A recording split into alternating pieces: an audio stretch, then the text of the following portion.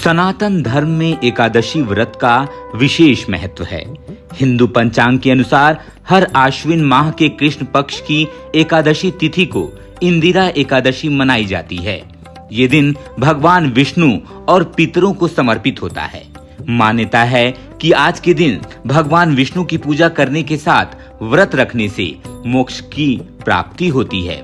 इसके साथ ही यमलोक में यातनाएं झेल रहे पितरों को भी स्वर्ग की प्राप्ति होती है। इसके साथ ही पितृ के नाम से दान करने से मोक्ष मिलता है। इस वर्ष अश्विन माह के कृष्ण पक्ष की एकादशी तिथि शनिवार 27 सितंबर को दोपहर 1:21 पर आरंभ होगी। वहीं इस तिथि का समापन रविवार 28 सितंबर को दोपहर 2:48 पर होगा।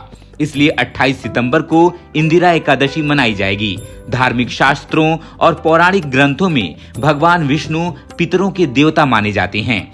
इस दिन व्रत रखकर पितरों के निमित्त दान भी करना चाहिए। इस एकादशी व्रत को करने से सिर्फ पितरों को ही मोक्ष नहीं मिलता, बल्कि व्रत रखने वाले को भी सुखों की प्राप्ति होती है।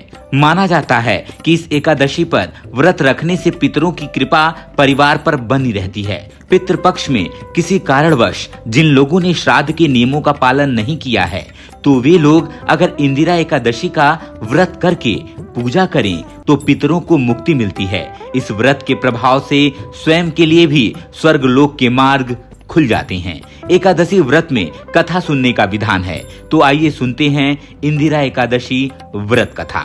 सतयुग में महिष्मती नाम की नगरी में इंद्रसेन नाम का एक प्रतापी राजा राज्य करता था। वो पुत्र, पौत्र, धन धान्य आदि से पूर्ण था। उसके शत्रु सदैव उससे भयभीत रहते थे। एक दिन राजा अपनी राज्य सभा में सुखपूर्वक बैठा था कि महर्षि नारद वहां आए। नारद जी को देखकर राजा आसन से उठा, प्रणाम करके उन्हें आदर सहित आसन दिया। तब महर्षि नारद ने कहा, हे राजन, आपके राज्य में सब कुशल से तो हैं। मैं आपकी धर्मपरायणता देखकर अत्यंत प्रसन्न हूँ। राजा ने कहा, हे देवर्षि, आपकी कृपा से मेरे राज्य में सब कुशल पूर्वक हैं तथा आपकी कृपा से मेरे सभी यज्ञ कर्म आदि सफल हो गए हैं। हे महर्षि, अब आप कृपा कर ये बताएं कि आपका यहाँ आगमन किस प्रयोजन से हुआ है। मैं आपकी क्या सेवा करूं? महर्षि नारद ने कहा, हे राजन, मुझे विस्मय हो रहा है कि एक बार जब मैं ब्रह्मलोक से यमलोक गया था, तब मैंने यमराज की सभा में तुम्हारे पिता को बैठे देखा। तुम्हारे पिता महान ज्ञानी, दानी तथा धर्मात्मा थे, मगर एकादशी के व्रत के बिगड़ जाने के कारण वो यमलोक को गए हैं। तुम्हारे पिता ने तुम्हारे लिए एक संदेश भेजा है। राजा ने उत्सुकता से पूछा, क्या संदेश है महर्षि?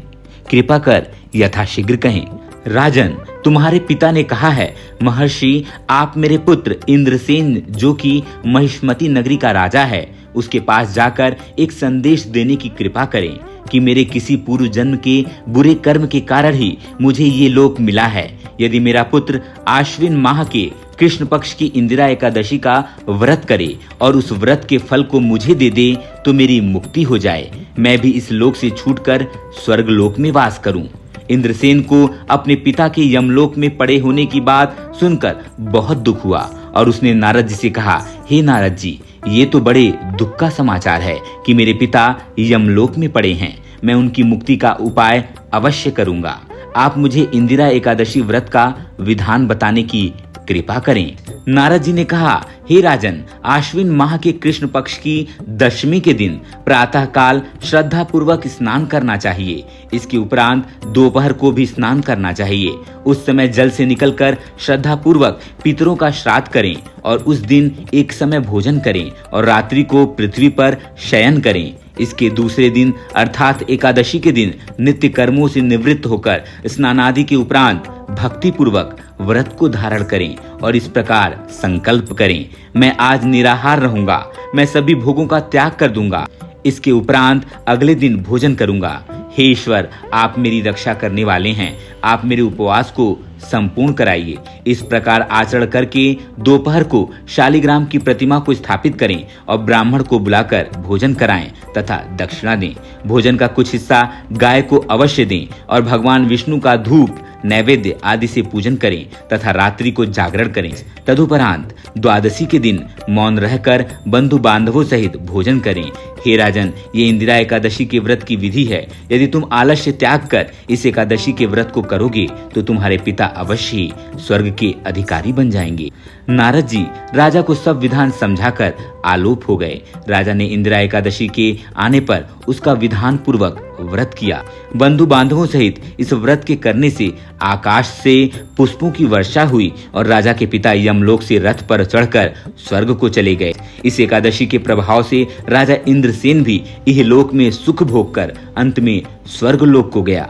इस कथा के पढ़ने व सुनने मात्र से ही सभी पापों का शमन हो जाता है और अंत में मनुष्य स्वर्गलोक का अधिकारी बनता है। ऐसे ही वीडियो को देखने के लिए वीडियो को लाइक करें, चैनल को सब्सक्राइब करें और नोटिफिकेशन बेल को दबाना बिल्कुल ना भूलें।